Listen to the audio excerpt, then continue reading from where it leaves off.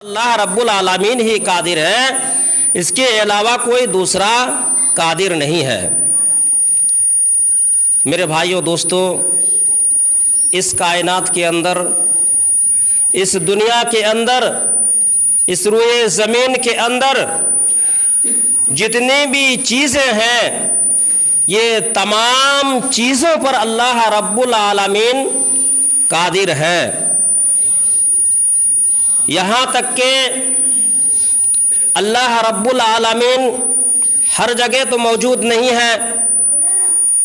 مثال کے طور پر جیسے اللہ رب العالمین ابھی مسجد کے اندر موجود نہیں ہے، لیکن اللہ رب العالمین کا علم ہر جگہ موجود ہے۔ آج جمعہ کی نماز پڑھنے کے لیے کتنے آدمی جمعہ کی نماز پڑھنے کے لیے آئے ہیں، اور جمعہ کی نماز نہیں پڑھنے والے کتنے آدمی نہیں آئے ہیں، کتنے آدمی کام کر رہے ہیں، کتنے آدمی بیمار میں مبتلا ہیں۔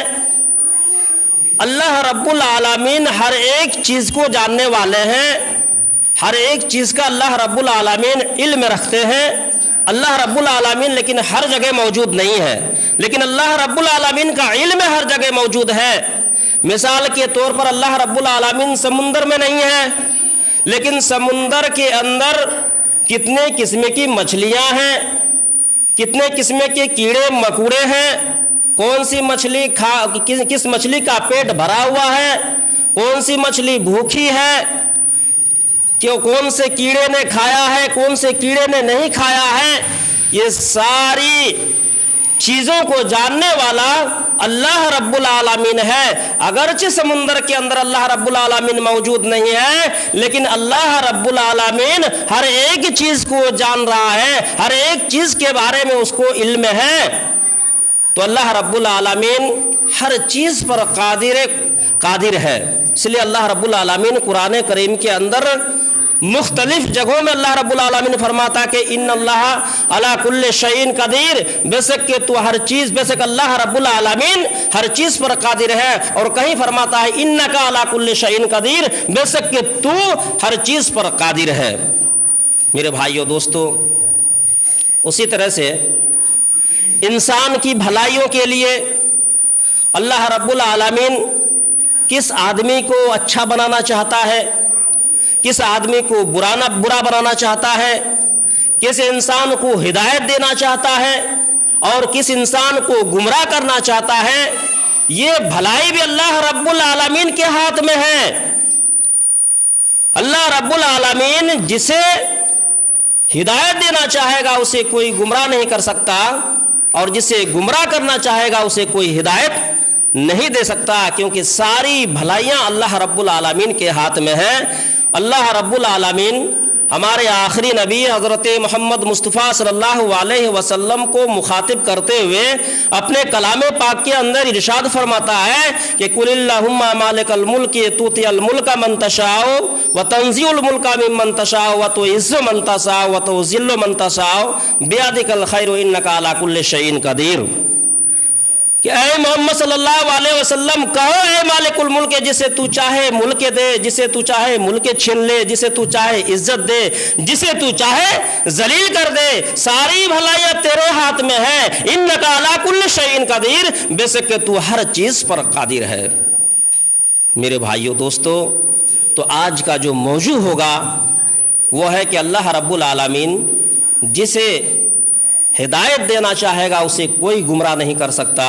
اور جسے گمراہ کرنا چاہے گا اسے کوئی ہدایت نہیں دے سکتا۔ میرے بھائیوں دوستو، اللہ کے نبی حضرت محمد مصطفیٰ صلی اللہ علیہ وسلم جب نبی بنے، جب نبی ہوئے، تو اللہ کے نبی حضرت محمد مصطفیٰ صلی اللہ علیہ وسلم کے اندر اس بات کی بڑی تڑپ تھی، بڑی فکر تھی کہ مکہ کے تمام لوگ دین اسلام کو قبول کر کے نجات اخروی اور فلاح و بہبودی کی مستحق بن جائیں۔ اس لیے اللہ کے نبی حضرت محمد مصطفیٰ صلی اللہ علیہ وسلم پاگل اور دیوانوں کی طرح مکہ کی گلی کوچوں میں گھوما کرتے تھے، भूखे प्यासे मक्का की गली कोचों में, शहरों में, देहातों में, सड़कों में अल्लाह के नबी हज़रत मोहम्मद मुस्तफ़ा सल्लल्लाहु अलैहि वसल्लम एक पागल की तरह भूखे प्यासे घुमा करते थे कि कोई अल्लाह का बंदा मिल जाए तो मैं उस बंदे को दीन की बातें बताऊंगा और वो इस्लाम कबूल करके नजात उखरवी और फलाह बहबूदी की मुस्तहिक बन जाएंगे। इस गर्ज से अल्लाह के नबी हज़रत मोहम्मद मुस्तफ़ा सल्लल्लाहु अलैहि वसल्लम हैरान और परेशान थे कि कोई अल्लाह का बंदा मिल जाए तो मैं उसे दीन की बातें बताऊंगा, उन्हें दीन इस्लाम कबूल कर लेंगे और फलाह बहबूदी के वो इंसान मुस्तहिक बन जाएंगे। मेरे भाइयों दोस्तों,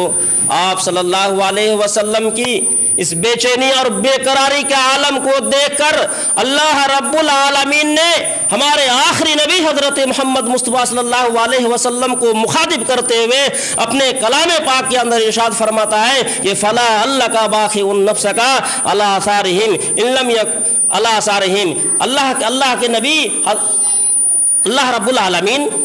कुरान करीम के अंदर हमारे आखिरी नबी को मुखातिब करते हुए फरमाता कि फ़ला अल्लाह का बाखी उन नफ्स का अला आसारिहिम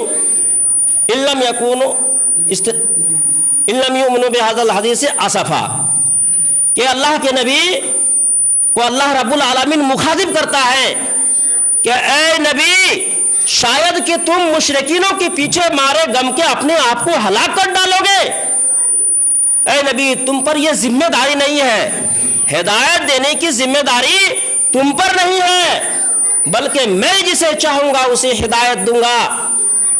तुम्हारी बस की बात नहीं है, तुम जिसको चाहोगे हिदायत दे दोगे, तुम्हारी हिदायत देने की जिम्मेदारी तुम पर नहीं है, बल्कि मैं जिसे चाहूंगा उसे हिदायत दूंगा। मैं जिसे गुमराह करना चाहूंगा उसे मैं गुमराह कर दूंगा, कोई उसे हिदायत देने वाला नहीं होगा, और मैं जिसे हिदायत दूंगा उसे कोई गुमराह करने वाला नहीं होगा। अल्लाह रब्बुल आलमीन कुरान करीम के अंदर इरशाद फरमाता है कि लैसा अलैका हुदाहुम वलाकिन्नल्लाह यहदी मन यशाउ। ऐ मोहम्मद सल्लल्लाहु अलैहि वसल्लम, तुम पर हिदायत देने की जिम्मेदारी नहीं है, हिदायत देना तो मेरा काम है। मैं जिसे चाहूंगा उसे हिदायत दूंगा और मैं जिसे चाहूंगा उसे गुमराह कर दूंगा। तुम्हारी जिम्मेदारी यह है कि मैं